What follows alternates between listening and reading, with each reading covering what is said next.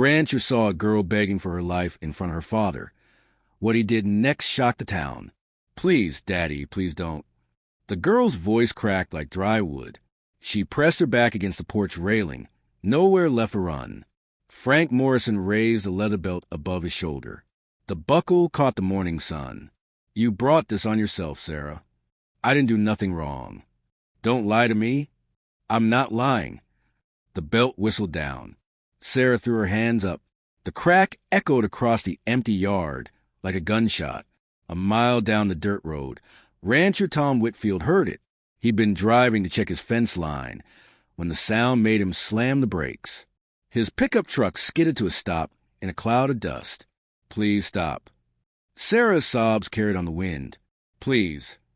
Tom cut the engine. The morning went dead quiet except for the girls crying. He knew that sound, knew it in his bones. His hands gripped the steering wheel until his knuckles went white. "You're going to learn respect." Frank's voice was cold as winter stone.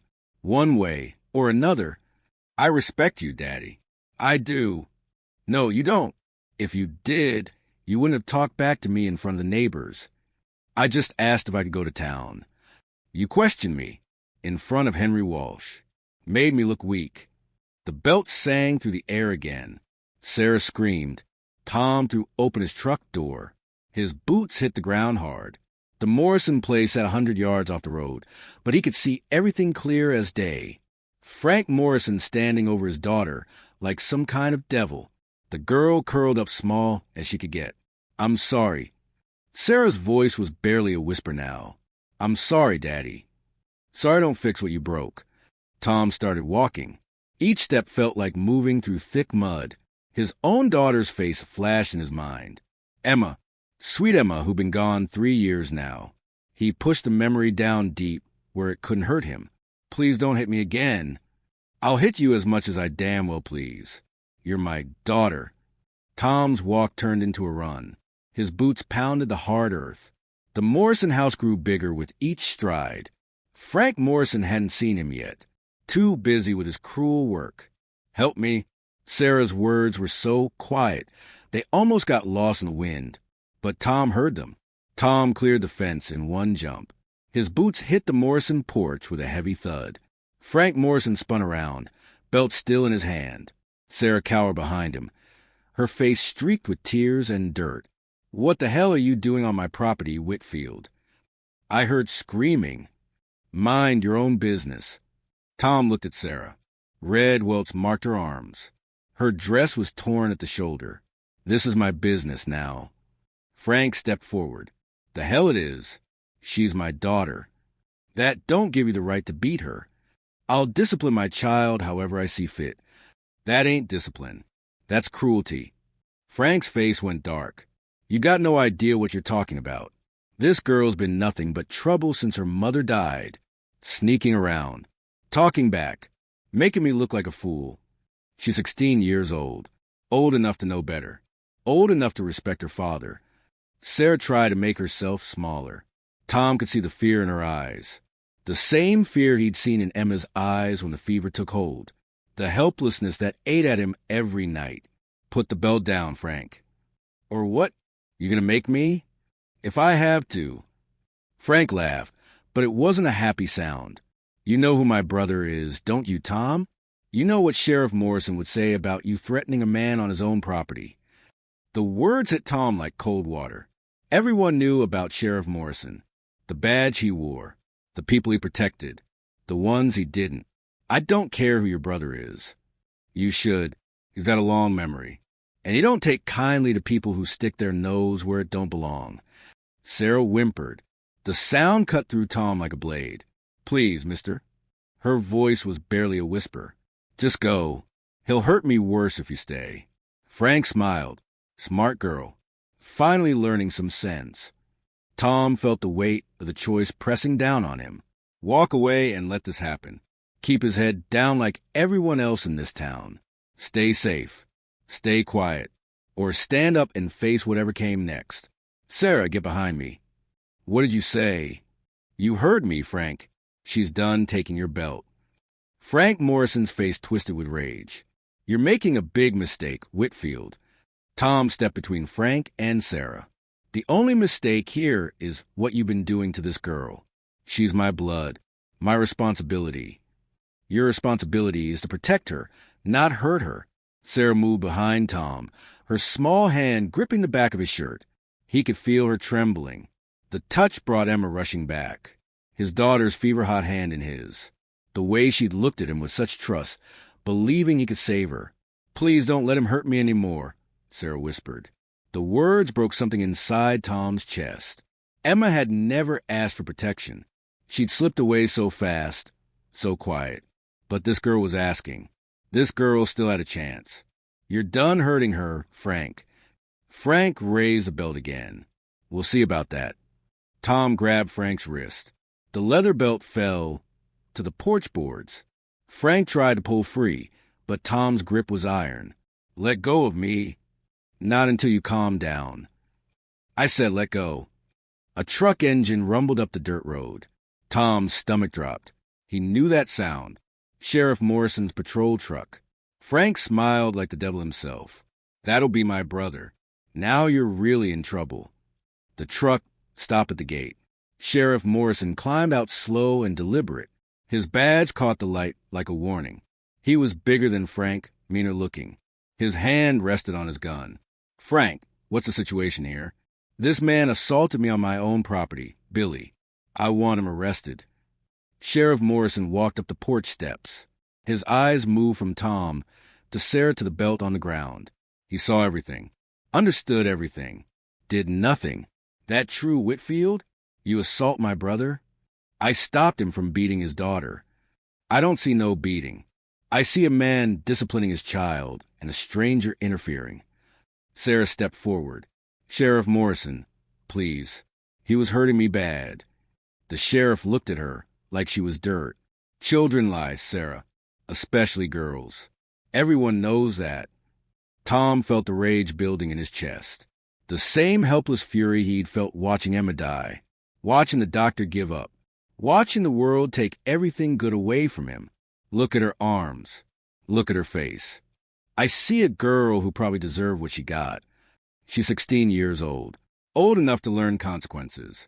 Now get off this property before I decide to press charges." Tom looked at Sarah. Her eyes begged him not to leave her alone with these men. Tom stood his ground. "I'm not leaving her with you." Sheriff Morrison's hand moved closer to his gun. "I'm ordering you to leave this property. Right now. And I'm refusing. That's obstruction of justice." "What justice? You call protecting a child abuse justice?" Frank Morrison laughed. "Tell him, Billy. Tell him how things work around here." The sheriff's eyes went cold. "My family built this town, Whitfield. My grandfather was sheriff. My father was sheriff. And when I retire, my son will be sheriff. We keep the peace our way. By letting men beat their daughters? By understanding that some people matter more than others. Frank here, he owns half the businesses on Main Street. He employs 30 people. He donates to the church. He votes the right way." Sarah stepped forward, her voice shaking but clear. "He killed my mother." The words hung in the air like smoke. Frank went white. Sheriff Morrison's jaw tightened. "That's enough, Sarah." "No, it's not enough. I stayed quiet for 2 years. I let everyone think Mama died of pneumonia, but she didn't." "Shut your mouth, girl." He beat her so bad she couldn't breathe. Her ribs were broken. She coughed up blood for 3 days before she died. Tom felt sick. Jesus Christ. And Dr. Patterson wrote pneumonia on the death certificate because Sheriff Morrison asked him to, because Frank Morrison owns a bank that holds a mortgage on the doctor's house. Sheriff Morrison drew his gun. "That's slander. I could arrest you for slander." "It's not slander if it's true." Sarah's voice grew stronger. "And it's not just Mama. Jenny Walsh got a black eye every week until her family moved to the city. Mary Thompson's daddy broke her arm twice, but the doctor always said she fell. And you always believed the men. You're hysterical." "I'm telling the truth." Frank lunged for Sarah. "I'll kill you for saying that." Tom caught Frank by the throat and slammed him against the porch post. "Touch her, and I'll break your neck." Sheriff Morrison pointed his gun at Tom's back. Let him go, or I'll put a bullet in you. Then you'll have to explain to the state police why you shot an unarmed man protecting a child. Who says they'll ever find your body? The threats settled over them like a poisonous cloud. Tom realized how deep this went, how many people were part of it, how long it had been going on. Sarah looked at both men with something new in her eyes. Not fear anymore, something harder. People are going to know, she said quietly, even if you kill us both. People are going to know what you really are. News traveled fast in a small town. By noon, half the county knew Tom Whitfield had faced down Sheriff Morrison on Frank Morrison's porch. The other half knew a teenage girl had accused her father of murder. At Miller's General Store, women whispered over the bread counter. Sarah Morrison finally told the truth about her mother. About time somebody did. That poor girl's been carrying that secret for 2 years. Outside the store, Henry Walsh paced by his truck. His wife Clara sat in the passenger seat, her hands folded tight in her lap. We should tell them about Jenny, Clara said. We can't. You know what happened to the last family that crossed the Morrisons. Tom Whitfield did it. If he can stand up to them, so can we. Henry's face was gray. Tom Whitfield doesn't have a business to lose. Doesn't have a mortgage Frank Morrison can call in. At the diner, Mary Thompson poured coffee with shaking hands. Her father sat at the counter, his usual spot, the same man who'd broken her arm twice before she turned 18. You okay, Mary? Asked customer Beth Roberts. Fine. You sure? You look pale. Mary glanced at her father. He was reading his newspaper, acting like he couldn't hear every word. But she knew better. She'd learned to read his moods and the angle of his shoulders, the way he turned the pages. I'm fine, she repeated. But Beth Roberts wasn't convinced. She'd raised 4 daughters of her own. She knew the look of a woman living in fear. By evening, the phone lines were buzzing. Families who'd never spoken about their secrets found themselves talking. Women who'd buried their pain for decades started remembering, started connecting. At the Morrison place, Sarah sat on her bed while Tom kept watch from the porch. Frank and Sheriff Morrison had left hours ago, but nobody believed they were done.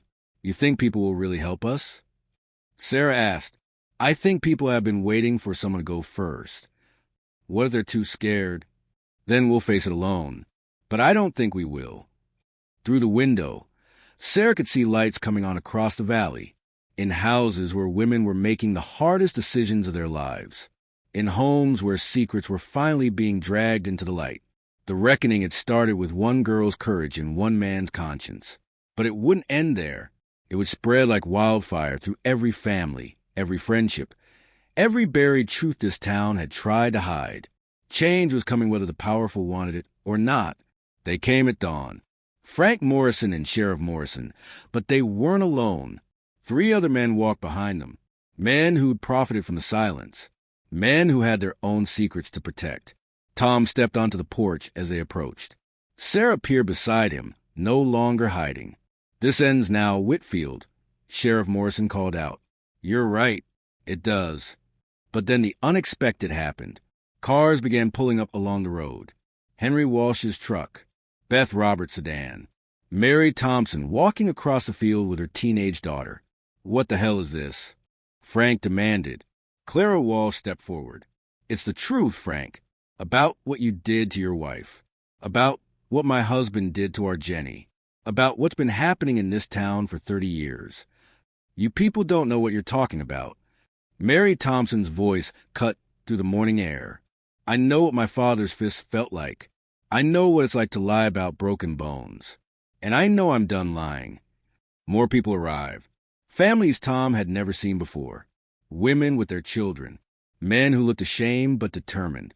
Sheriff Morrison drew his gun. All of you get back in your cars and go home. This is police business. No, Sarah said. Her voice carried across the yard clear and strong. This is our business. This is about all of us. You're just a kid. Nobody's going to believe you. They already do. Beth Roberts held up a piece of paper. We signed a petition. 43 families. All of us witnessed what you've been protecting. All of us demanding change. Frank Morrison looked around at the crowd. His face was pale. You don't understand the way things work here. We understand perfectly, said Clara Walsh. That's why we're changing them. Sheriff Morrison's hand shook as he held his gun. He was outnumbered 20-1. Even he wasn't stupid enough to start shooting. This isn't over, he said. Sarah stepped down from the porch. She walked straight toward the sheriff until she was close enough to touch his badge. Yes, it is, she said quietly. Your power was built on our silence. We're not silent anymore. The earth had shifted. The old ways were crumbling.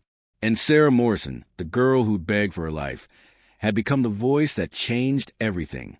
6 months later, Tom found Sarah in his kitchen making breakfast. She moved around the space like she belonged there, which she did now. The custody papers were signed. Frank Morrison was in county lockup awaiting trial. Sheriff Morrison had lost his badge. You sleep okay? Tom asked. Better than I have in years. Good. That's good. Sarah poured him coffee. Mrs. Walsh stopped by yesterday while you were out. She said Jenny's coming home for Christmas. That's wonderful news. She also said the new sheriff wants to meet with all the families. Make sure we're getting support we need. Tom nodded. The new sheriff was a woman, young, from outside the county. She had different ideas about how things should work. You nervous about the trial? Tom asked. A little, but not scared. There's a difference. She was right.